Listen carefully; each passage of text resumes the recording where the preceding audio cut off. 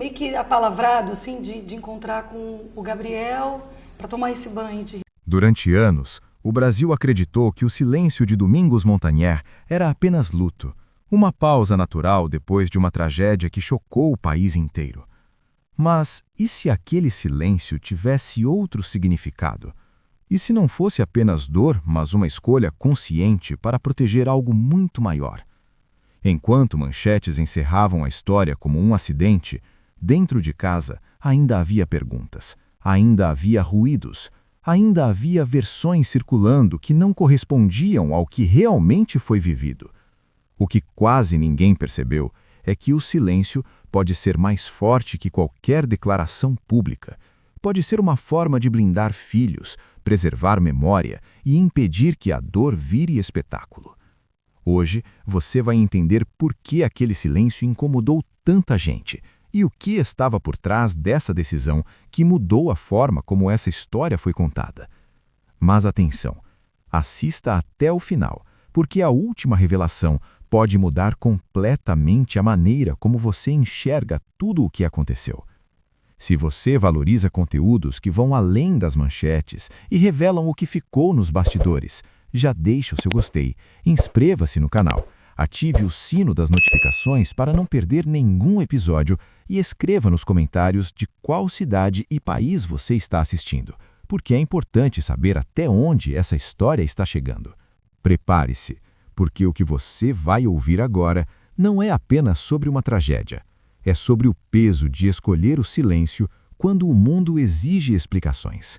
Antes das novelas em horário nobre, antes das capas de revista e dos convites para eventos exclusivos, Domingos Montagnard era um homem do palco simples, da rua, do circo. Sua trajetória foi construída longe da lógica da celebridade. Ele acreditava na arte como ofício, não como vitrine. Durante anos, viveu a liberdade do anonimato, podia caminhar sem ser reconhecido, errar sem ser julgado, existir sem ser observado. Quando o sucesso na televisão finalmente chegou, não veio devagar, veio com intensidade. Papéis centrais em produções de grande audiência transformaram sua rotina. As gravações se multiplicaram, as viagens se tornaram frequentes e, pouco a pouco, a casa passou a dividir espaço com compromissos públicos. A mudança não aconteceu de uma vez, mas era perceptível. A exposição não mostrava apenas o ator, exibia o homem, o marido, o pai. Luciana percebia essa transição com sensibilidade. Não havia conflito interno no casamento, mas havia um mundo externo cada vez mais curioso. Entrevistas, fotografias de bastidores, comentários nas redes sociais, tudo parecia ampliar um alcance que antes não existia. Domingos lidava com isso de forma silenciosa. Não reclamava, mas o peso aparecia no cansaço do olhar. Ele aceitava a profissão, mas não estava totalmente preparado para a invasão da intimidade. A fama não ameaçava o vínculo do casal. O que ameaçava era a sensação de que qualquer gesto poderia ganhar interpretação pública. O sucesso, que deveria trazer apenas celebração, começava a cobrar um preço invisível. E foi nesse ambiente, ainda estável por dentro, mas pressionado por fora, que as primeiras narrativas começaram a se formar. A televisão vive de química. Olhares intensos, proximidade em cena, cumplicidade entre personagens. É parte do trabalho. Mas fora das câmeras, a linha entre ficção e realidade costuma ser manipulada por quem observa à distância. Durante as gravações de uma novela de grande audiência, a interação profissional de Domingos e sua colega de elenco passou a ser lida como algo além do roteiro. Bastaram fotografias de bastidores e comentários apressados para que uma história paralela começasse a circular. Não havia fatos concretos, apenas suposições. Mas na era digital, suposição pode ganhar força de manchete. Quando o casamento da atriz chegou ao fim, parte do público decidiu conectar eventos que nunca tiveram ligação comprovada. Mesmo após desmentidos públicos, a narrativa continuou rodando. Porque uma vez lançada, a dúvida não precisa de confirmação para sobreviver. Ela se alimenta da curiosidade coletiva. Luciana não desconfiava do marido.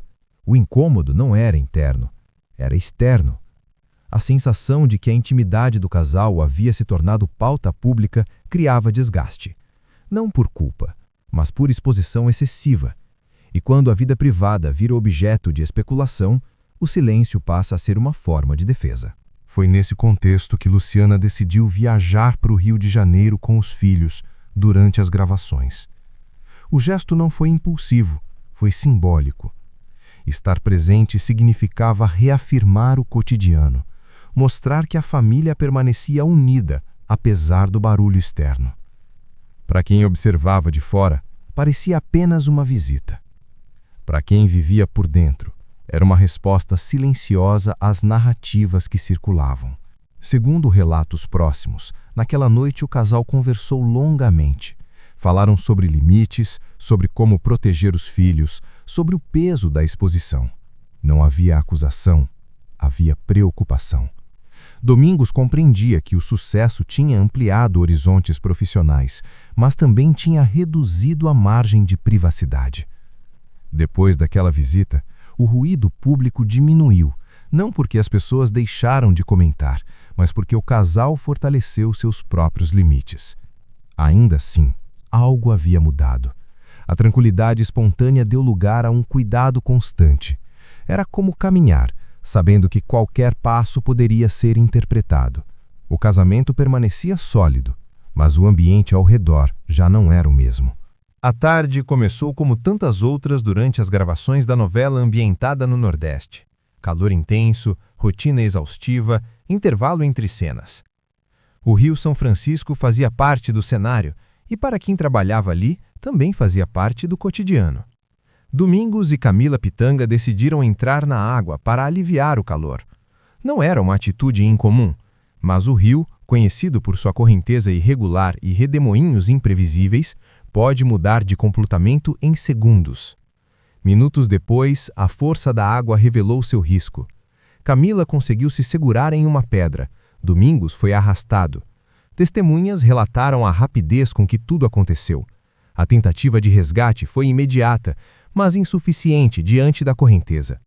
Horas depois, o corpo foi encontrado a cerca de 18 metros de profundidade, preso entre rochas. A confirmação da morte chocou o país. A coincidência entre a ficção, em que seu personagem desaparecia nas águas, e a realidade tornou a notícia ainda mais difícil de assimilar.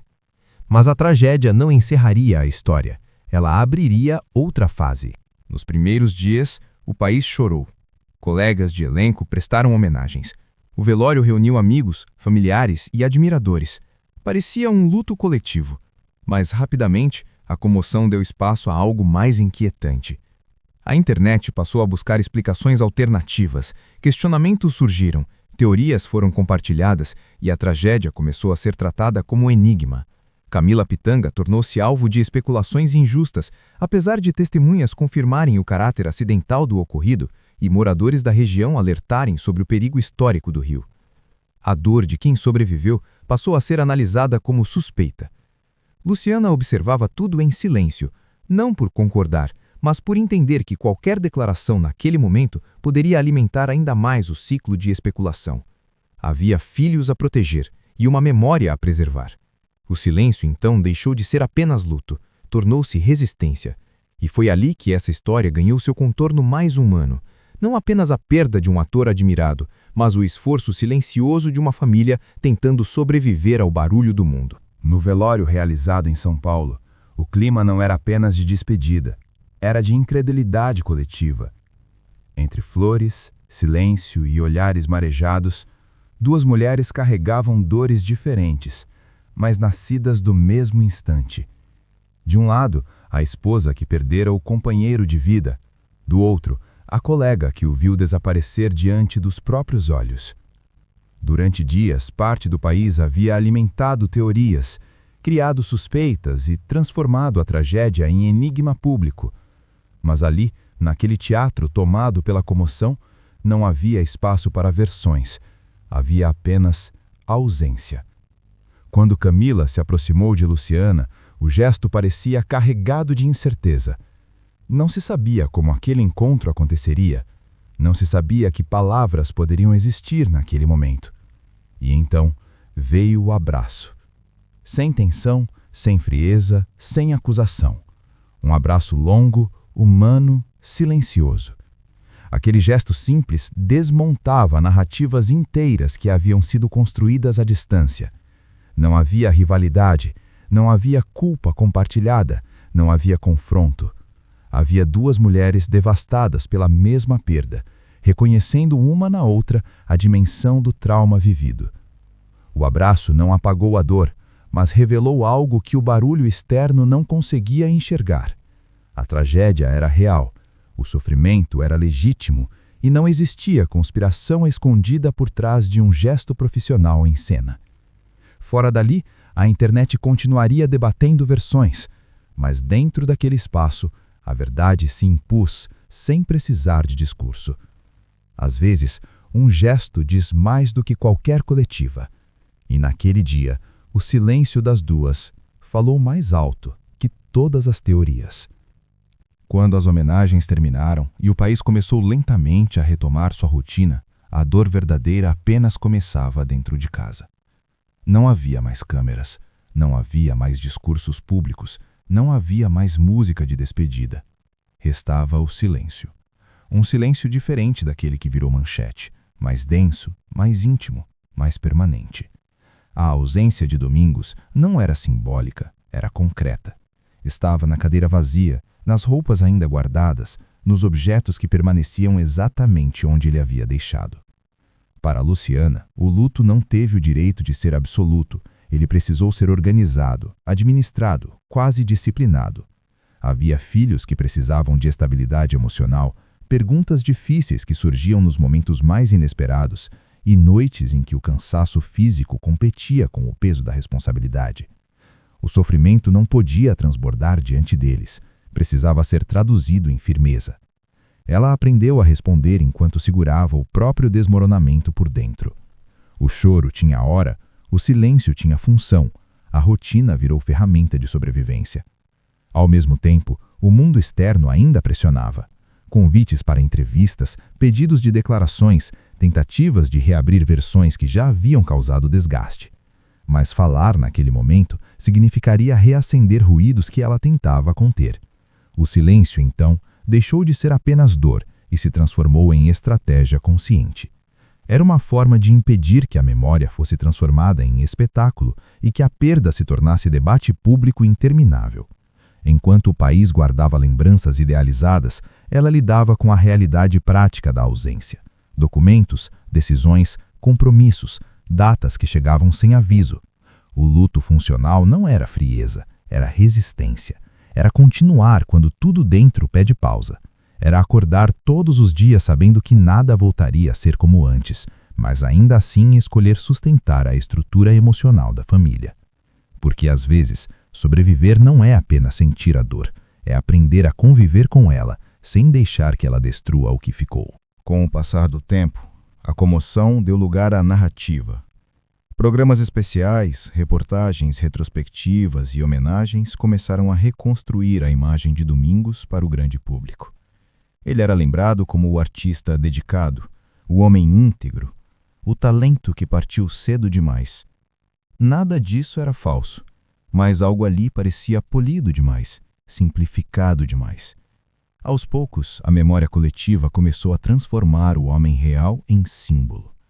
E é nesse ponto que nasce um novo tipo de dor. Quando a história de alguém que você amou passa a ser contada sem a sua voz. Luciana assistia a esse processo em silêncio, não por discordar das homenagens, mas por saber que conhecia camadas que não cabiam em especiais de televisão. Ela conhecia o homem por trás do personagem público, o profissional exigente consigo mesmo, o pai preocupado com a exposição dos filhos, o marido que ainda se surpreendia com a dimensão da própria fama. Enquanto o país consolidava uma imagem quase mítica, ela guardava lembranças imperfeitas, humanas, verdadeiras.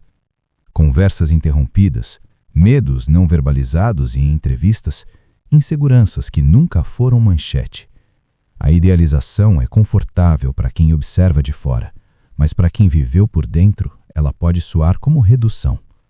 Porque transformar alguém em símbolo também significa apagar nuances, e talvez tenha sido nesse momento que o silêncio ganhou um significado ainda mais profundo. Não era apenas proteção contra boatos passados. Era a espera pelo instante certo de falar sem alimentar ruídos, de apresentar o homem inteiro e não apenas o retrato oficial. Quando a história é contada sem você, ela pode emocionar multidões, mas dificilmente revela a totalidade. E preservar essa totalidade, às vezes, exige paciência, exige maturidade, exige silêncio. No fim, o que mais incomodou não foi a ausência de respostas imediatas, mas a escolha consciente de não alimentar o ruído. Em uma época em que tudo precisa ser explicado em tempo real, o silêncio de Luciana foi interpretado por muitos como mistério, por outros como estratégia e por alguns até como confirmação de teorias que jamais se sustentaram.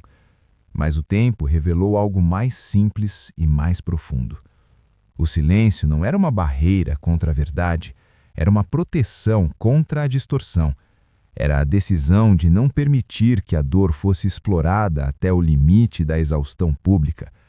Era a compreensão de que há momentos em que falar não esclarece, apenas amplia o barulho.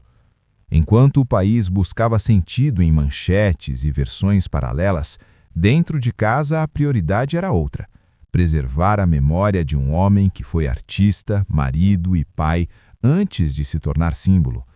O silêncio deu espaço para que os filhos crescessem longe de disputas narrativas, para que a história amadurecesse sem pressão e para que as emoções deixassem de ser matéria-prima de especulação. Talvez essa seja a parte mais difícil de aceitar. Nem toda verdade precisa ser anunciada para existir. Algumas precisam apenas ser guardadas, até que o mundo esteja pronto para ouvi-las sem distorcer. O silêncio, nesse contexto, não foi omissão nem medo, foi coragem. Coragem de suportar julgamentos sem reagir, de permitir que o tempo faça o que a pressa não consegue. Porque, no fim, quando o ruído diminui e as teorias perdem força, o que permanece não são as versões mais barulhentas, é a memória preservada com dignidade. Se essa história trouxe uma nova perspectiva sobre o que realmente significa o silêncio em meio a uma tragédia pública, apoie este conteúdo deixando o seu gostei. Isso ajuda o vídeo a alcançar mais pessoas que também querem entender o lado humano por trás das manchetes. Inscreva-se no canal e ative o sino das notificações para acompanhar os próximos episódios de Dossiê da Fama, onde cada história é tratada com respeito, profundidade e responsabilidade. E escreva nos comentários de qual cidade e país você está assistindo. É importante saber até onde essas histórias estão chegando. Nos vemos no próximo vídeo.